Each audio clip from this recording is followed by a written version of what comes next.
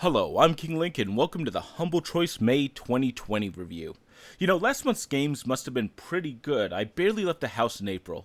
In all seriousness, I did put in a lot of time into Hitman, so I'm excited to see if there's another winner in this month's choice. For new viewers, I play each game for 1 hour, give my opinions, rank the best and the worst, and this month I'm going to be talking about the bundle as a whole.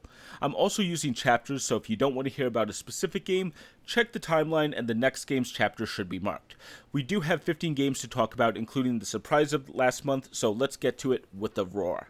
Of course, that's because we're looking at Jurassic World Evolution, which has been on screen so far, and this game was made by Frontier Developments, which is the same developer who made Planet Coaster from 2 months ago, and after this made Planet Zoo, on which I've done a video. I'll link it at the end of this one. The thing is, don't expect either of those games. This one is very different. Rather than directly building a park, it's more story-based or micromanagement-based. You're working with 3 divisions, science, entertainment, and security, and are balancing their needs or the requests that they will have. The idea is good, but there's not much building of the park. Instead, the focus is more on the animals themselves. And of course, I get that. It's dinosaurs. But if they had made Planet Zoo with dinosaurs, I would have been happier. In Jurassic World Evolution, you instead have to unlock a lot of dinosaurs and balance that with running a park. I've only seen 4 dinosaurs in the first hour, and I've dealt with a lot of requests. Money is also a major factor here, and without a speed setting, there was a point where I was waiting around for about 10 minutes of the first hour just to get more funds so I could click more buttons, build more things, and so on. There are very limited tutorials as well, which I think could have been better. Now, if you can't hear it, I'm not fully sold on Jurassic World Evolution, but I'm not actually hating on it yet. It's a different game, and I have to dive deeper into it. This is at least a 20-hour game, if not more, and there's 2 interesting expansions, including a return to Jurassic Park with the original voice actors of Alan Grant and Ellie Sattler. The voice acting is really good, though some of the lines are groan-worthy, and some of them are also pretty funny as well. I'm going to be playing more eventually, but this game is what it says on the tin. It's Jurassic World Evolution. If you like dinosaurs, you're going to have a great time here, but if you don't like dinosaurs, I just don't think this is going to be the right game for you. I give it a hesitant nod. Xcom 2. Now, quickly, I know the problem with this game and others. I will be speaking about it in the conclusion, but let me get there. This is Xcom 2, though, and it's a massive game focused on the fight against an alien occupation force. The video on screen is from a later area in the game with a more advanced group of enemies and player characters, but I wanted to show how great this game looks when you've promoted your characters. I've played this game previously for about 50 hours or so and never reviewed it, but I like this one a lot. I found it to be an interesting upgrade for Xcom. It's not the same game though. Xcom pushes a more aggressive playstyle, and turtling for too long will lose most missions. There are interesting additions of stealth at the beginning of missions, and there's also an imbalance where the player constantly feels like he's punching upwards against the enemy. You're not the elite commander here, you're the insurgent fighting against the evil oppressor. It does work though. The story is different. It feels like the first game ended differently than a complete win in XCOM 2's timeline, but XCOM 2 is everything players should want from a sequel, with a few choices that can be discussed in a longer review. Overall though, if you're a fan of strategic or tactical games, there have been a few already from Humble like Mutant Year Zero. This is the better version. XCOM is one of the best tactical games, and if you think you might like this one, definitely pick it up. It's a great upgrade from the first game in the series. XCOM 2 is everything you want from a sequel. Rise of Industry. Last month I said if Capitalism 2 was less than 20 years old, it could be good, and I guess it's time for me to put my money where my mouth is. Rise of Industry is a modern take on the genre. This is a cute game where you run a company, build up infrastructure and distribution lines, all in the hope of making what the game calls a prototype. It's just an endgame object. The tutorial is quite long, but I recommend playing it as the game is extremely deep with a lot to do and a lot to see, and you're going to need help. There are tons of screens, the game feels both accessible and complex. I would recommend though leaving the assistant on as well for your first game, because the tutorial, which teaches you a lot, only shows you the shallow end, and the assistant will go far more in depth into a number of systems. At the same time, I'm not really a fan of Rise of Industry. I just didn't see anything here that made me want to come back and play more. This is a pretty good simulator with a lot of features that fans will love if they want to compete over economies against each other. There's a lot of depth, and I'm personally just not a huge fan though. However, last month I did call out Shopkeep 2 and Capitalism 2, and if those games sounded interesting or you liked them, I would recommend this one instead. It is far, far better. Niche, a genetic survival game. I'm not going to be making a joke about how niche this topic is, but it is. And if you want me to talk about that big elephant in the room, we'll talk about it at the conclusion still. This is a survival strategy game. You play a Pokemon-looking creature who finds others of his species, mates with them, creates offsprings, forages for food, and I think that's about it. Each day you can move around the current island and decide what actions you'll do based on your action points. You can do anything from mating to gathering food and many things in between. And from there, well, I'm not really sure about the goal of the game. It's not a very compelling game from what I've seen, though the animals are cute. I just found this game to be a little too difficult, and even then, I don't know if I really had a purpose here. It's a roguelite, so I guess it's about how long you can live and what you can find, but nothing I found seemed to change much of the game. I think this one's going to appeal to a very small group of people. Niche just had nothing for me to come back to, and I'm already starting to see a pattern in the game after about an hour. You know, it might get better, but with what appears to be one character type and a rather short lifespan, it's really hard to connect to these characters. This is one that I think you can skip. Warhammer 40k Gladius Relics of War. That is the full title of this game. Now, without knowing anything else, you can probably guess this is a Warhammer game in the 40k universe. Good job. What is surprising is this is a bit like Civilization as well. You have a very similar game to Civilization where you're building up a city, moving units, fighting enemies, and conquering the map. It's got the themes of Warhammer, which both versions of Warhammer, Fantasy, and 40k are absolutely amazing. They have a very deep and rich lore, interesting races, and an amazing universe. Warhammer has always been based on war, not a surprising thing either, so this game is going to be focused on fighting. This is probably the most important part though. While this looks and feels like Civilization, it's not really. It's not like many 4Xs because they are more expansive. Here, you're going to be working towards the domination victory every time. That's the only option I've seen. There's also no real tutorials, just hint messages. Now, if you're a huge fan of Civilization and you prefer the domination victories while playing it, this game is for you. If you're a huge fan of Warhammer, definitely pick this up. But I don't think fans outside of those two realms will have as much fun here.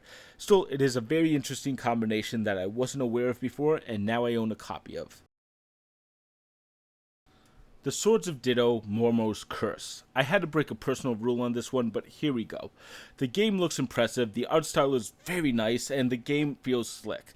Swords of Ditto feels almost like a Legend of Zelda game, and I was impressed in my first hour. I've always said, if someone could capture the magic of a Nintendo game on PC, that person will print money. Will Sword of Ditto satisfy me? The fact is, in the first hour, it has good combat, action, and even a nice story.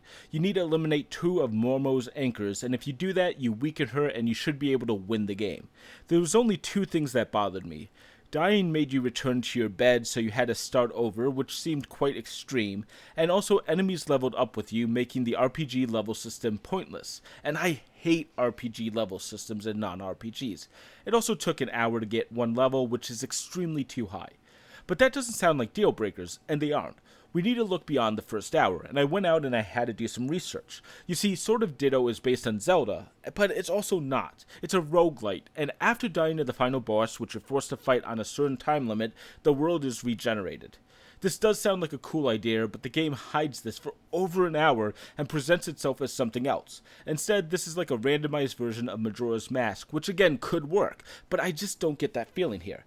Now, the reason I researched the game was that the game has like a 60% positive rating on Steam, which is very low, and there's a lot of different complaints there. I've enjoyed my hour here, but I've played an extra 30 minutes, even saw what a new world would look like, which is interesting and different, yet I don't think I really want to play this game. The RPG leveling already annoyed me in the first hour, and the fact that many dungeons and other features do similarly annoying things, I'm just not a fan of this.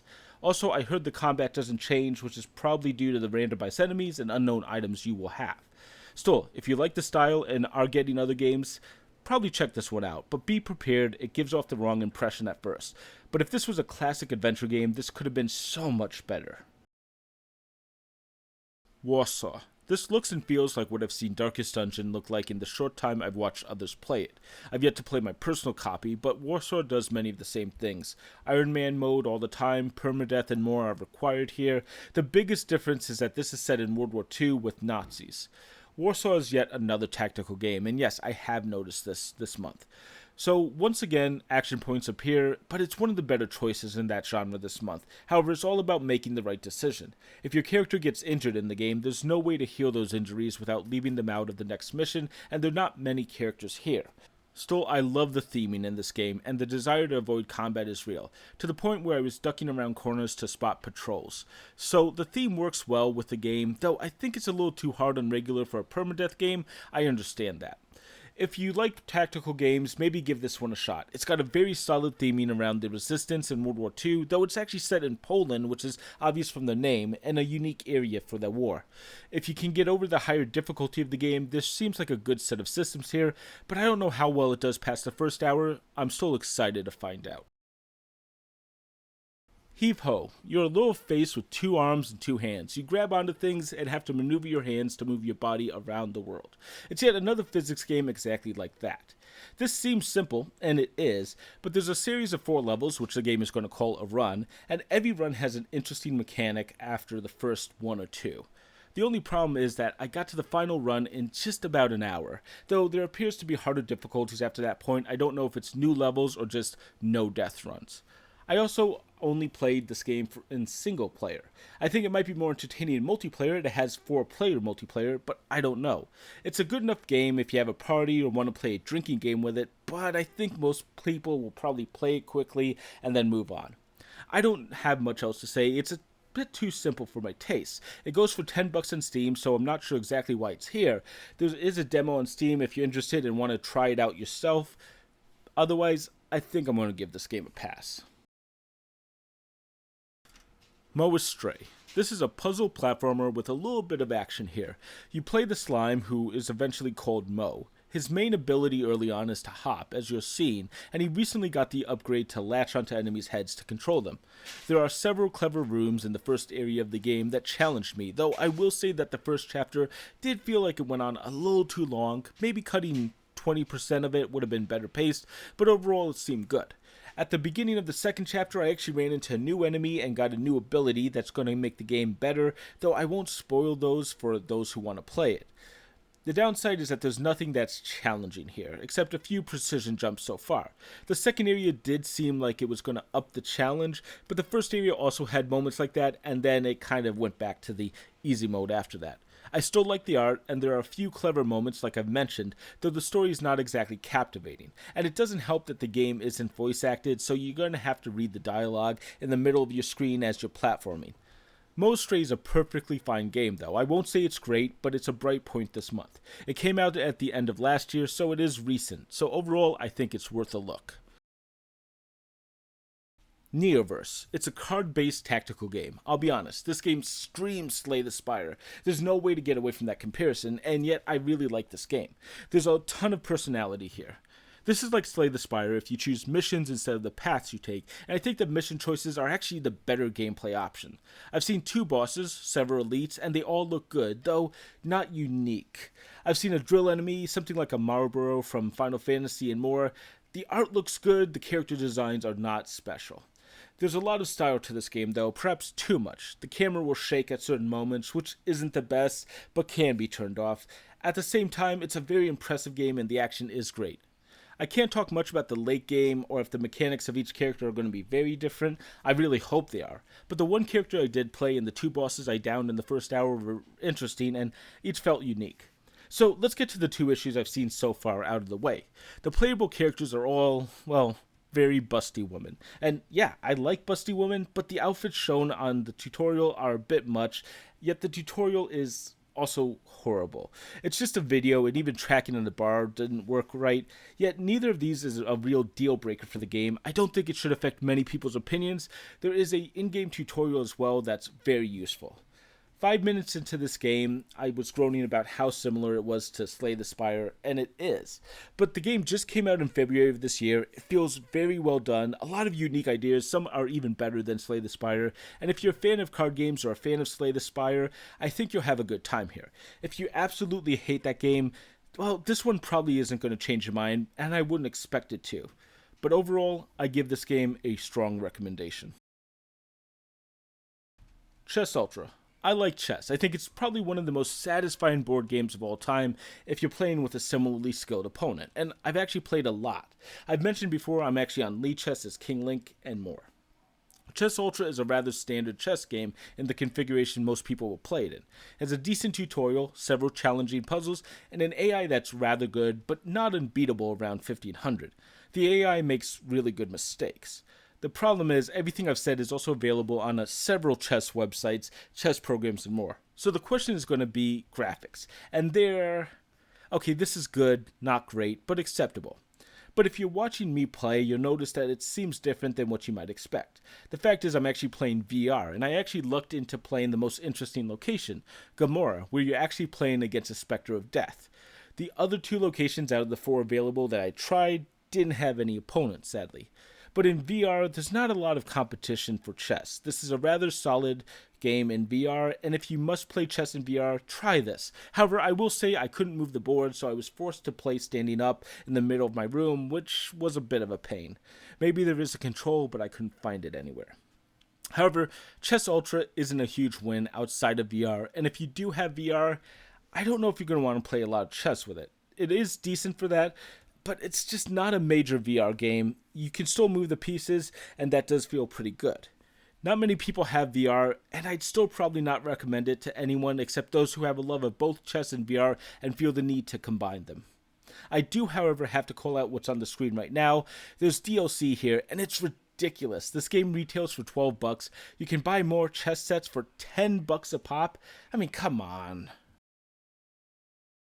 And the final choice we have this month is Horace. Horace is a story-based platformer with some puzzles. It's unique for several reasons, the big one being that it tries to tell a rather good story, at least in that first hour, with interesting characters, reasons for the player to be doing the tutorial actions, and more.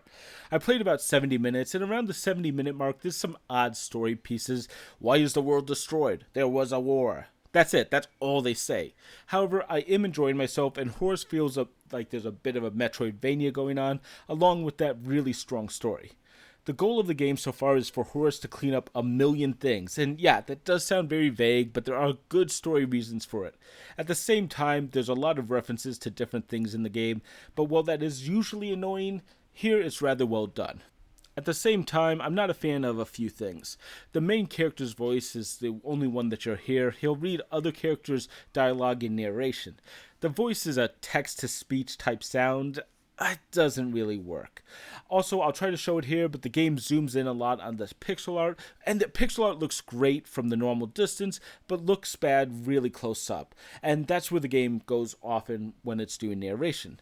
Also, when the game flips as the character walks on walls, it's very jarring. The transition from ground to ceiling made me look away a couple times. Still, I might return to play more. This is a rather good platformer, and it's supposed to be about 15 hours long. I do, however, have to mention that it was free previously on Epic Games, so if you collect the free Epic Games from the beginning of this year, you can just play it there for free. Try it out. It feels like a great game, though, but come on, Humble. So once again, we have 2 bonus games. The first game is Rainy Seasons, and I either don't get this one or I don't like it. The game starts by asking, do you want a 20, 40, or 60-minute day? And that seems to set how fast the scene will change to other parts of the day. The thing is, nothing really happens here. There's some interesting daydreams of the kid, like floating jellyfishes, as you'll see on the screen, but they don't do anything more. You can eat a meal, decide on dinner, help out your grandma, or something else. Most of the game is spent wandering around and hoping to find something to do. At least most of my game did. And I don't know, considering the current situation, I really don't need a game about staying inside, and there's a piece at the end about the author remembering that day specifically. That's fine, just not sure why he felt the need to share that day, but I guess I'm now part of his therapy in some small way. Overall, it's nothing special. I would have been fine not playing it. I actually did have 2 glitches while playing this game for about 30 minutes, both requiring me to restart the game. Next up, we have Fae Tactics Demo, and the one thing this bundle didn't need is another tactics game. However, this game is similar to Final Fantasy Tactics or Fel Seal Arbiter's Mark from 2 months ago. There's a decent story here, a lot of interesting additions to the tactics formula, and more. I like the art, and the gameplay is good, though the main character is traveling with pets, which is kind of interesting. I like the feeling that there's almost a puzzle aspect to the levels, and players will have to think rather than trying to over-level enemies. At least that's what I'm seeing here. I played 30 minutes, it's a demo so I didn't really finish it, but it's interesting. Is it worth a bundle purchase? Of course not, it's a demo. And I might not be picking up the final game here, but if you do buy the bundle, I would say consider trying this one out. So let's get to it. This is a problematic month for me. There's actually 3 big issues I have with this humble choice. First, it feels like the price of most of the non-headline games are quite low, in the $10 to $15 range. That's outside of sale prices, which is even lower. On its own, that wouldn't be a big problem. Now, the real problem for me is something that I've heard fans asking for. They want themed humble choices. This is a perfect example of why I didn't want that. There are 5 turn-based tactic games, not counting the demo. Xcom, Niche, Warsaw, Warhammer 40k, Gladius, Relics of War, and Neoverse, and of course, Fae Tactics, the demo. 2 simulations, Jurassic World Evolution and Rise of Industry. If you aren't a fan of either of those genres, which honestly is a very narrow genre, both of them, you probably are limited to only 5 games to choose from, and of those 5, Heave Ho and Chess Ultra are probably out. So that leaves us with Astray, Swords of Ditto, and Horace. The thing is, I always like a variety in my humble choice, so I'm trying different genres. Maybe people will be happy about this, but my follow-up is, how many simulators or strategy games do you really play in a month?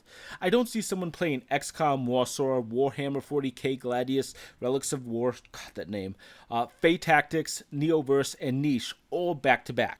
And if you do want to play all these games in a single month, let me know down in the comments. I just don't see that being what most people want, especially if they could piece it out over multiple months. The final issue, the critical issue in my mind, is reuse, though. XCOM 2 was the headliner in a humble monthly 3 years ago. If you got that, you already have half of the headliners here. I don't even know why it's back in the headliners. Niche has been in 2 humble bundles. Sword of Ditto has actually been in 1 as well, the One Special Day. Horace was free on Epic's Game Store earlier this year. That's actually a lot of games we've seen before and probably have. And I could understand one of them, but a headliner should never be that way, as well as a game that's been bundled twice doesn't seem like it fits here. Really, come on, Humble, we need fresher games. So I do have some serious issues with this choice. I'm not going to say avoid the choice, but I'm calling out what I find to be an issue with humble choice, especially moving forward. Before I get to the awards, I want a quick mention of last month's mystery game, and I heard some insane prediction. Full price games, just released games like XCOM, Chroma Squad, and other $60 titles. It really was never going to be any of those. Instead, we got Train Valley 2, which is a perfectly reasonable game for a bonus game. It's a fun little game that combines tasks for players to do, along with grading that will make completion a sweat. There's a lot of resource management that has to be done by the players, such as sending the right amount of people to the wheat fields early enough so they can start to send wheat to the cows and similar. You know, it's a bonus game. I consider it free because you already either bought last month's bundle or didn't. If you missed out, you shouldn't feel cheated, but if you did pick up that choice, I would say go back and check this one out. It's a nice addition to what I thought was a great bundle. So, best and worst of the month. As a note, I'm not considering if people have the games ahead of time. I literally can't do that. It would be complicated for most months and near impossible for this month. If you do have a game, you can skip that one on this list. So let's do the 5 worst and then 5 best. And the 5th worst, already on the screen, is Rise of Industry. Let me be clear, it's not that bad of a game. And while I found this to be a weak month overall, I just don't think economy games are a huge seller. It's better than Capitalism 2, but probably on the bottom half of the chart. 4th worst this month is Warhammer 40k, Gladius, Relics of War. If you're surprised or disagree immediately with this, hold up. You're completely right for your own opinion. If you love Warhammer, get this game. If you love domination victories of civilization, get this game. For everyone else, though, I just don't see a real reason to pick this game up over other games this month. 3rd worst this month, Niche. I'm probably not the target audience for this one, but the same problem exists as Warhammer. There's just so many turn-based tactical games, some of them have to be on the worst list, and Niche is the weakest of them. The 2nd worst of this month, Chess Ultra. I love chess, I love VR. I wouldn't have bought Chess Ultra. If you love chess, you probably already know many free or cheap solutions that already have what you're looking for. Chess Ultra just doesn't have a reason to buy outside of it being the first VR chess game, and I would argue it doesn't do it that well. I probably would just play Tabletop Simulator if that's what I was looking for. The worst game this month, I'm going to give it to Heave Ho. It's a fun, interesting game, but the single player is a little weak. I can't imagine multiplayer being that much better, but if you need a party game in the humble choice, this is it. For anyone else, I think you'd be fine skipping this one. People will disagree with that list, but that's why I go for 5 instead of 3, so you have some options to disagree with me on. Now let's talk about the best. The 5th best this month is Jurassic World Evolution. If you love dinosaurs or Jurassic Park, this immediately goes to number 1. It's also the most expensive game on this list and the biggest, but honestly, I prefer Planet Coaster or Planet Zoo right now. I'll probably return and play more, but I doubt it'll be immediately. Still, I think this is a good game. 4th best game this month is Warsaw. I don't know how good this game is. I haven't played Darkest Dungeon, so I can't compare it to its direct competitor, but I have had a good time here. I probably would like to start over and try again because it seems interesting, and Poland in World War II is not overdone, so hopefully there's something fresh there. P.S. Nazis suck. The 3rd best this month is Horace. I will be returning to this game, I'm just not exactly sure when. I do have issues with the game, but none of them make me want to skip it, and the story is definitely compelling enough to make me want to see more. The fact is, it's an interesting game that I look forward to knowing more about. If you do already have this one, you could probably put Astray in its place. That is a strange platformer as well, though I will say the story in Horace definitely elevates it a few points. 2nd best this month is Neoverse. I like Slay the Spire a lot. I don't need another Slay the Spire, but I want Neoverse. This game feels similar but different, and that's a great thing. If you are like me and like card games, check this one out. It's also newly released from Early Access, which means it's fresh. Hopefully we'll see continued support for it. Finally, the best of the month. This has already been a headliner before, but I have 50 hours in it. It's extremely polished, well designed. It's Xcom 2. I really wanted something else to take this top spot this month because I don't want to reward this game just because it's been in monthly before.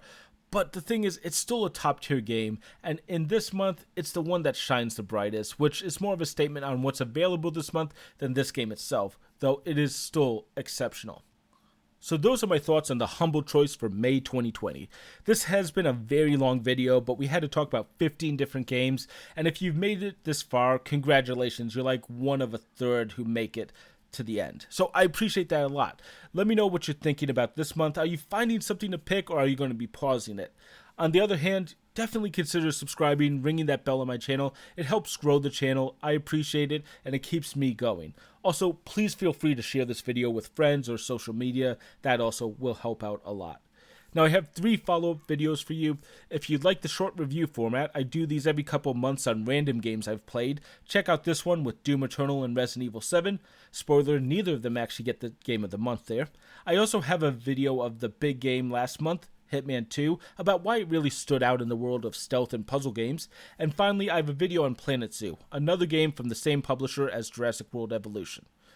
Until then, I'm King Link, and thank you for watching.